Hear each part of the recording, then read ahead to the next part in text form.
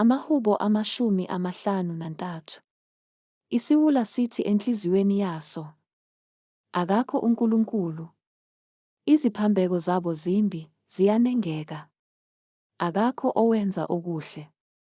uNkulunkulu esezulwini uyababheka abantwana babantu, ukubona uma kukhona yini onokuqonda.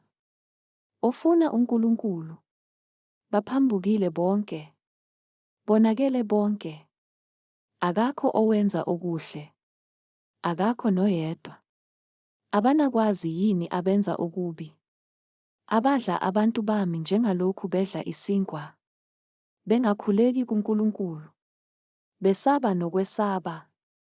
Lapho kungekho okwesabisayo. Ngokuba uNkulunkulu wasakaza amathambo akhe owamisa ngakuwe. Wena ubajabhisile.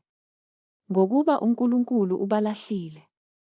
Sengathi kungavela ukusindiswa kuka-Israyeli eSiyoni.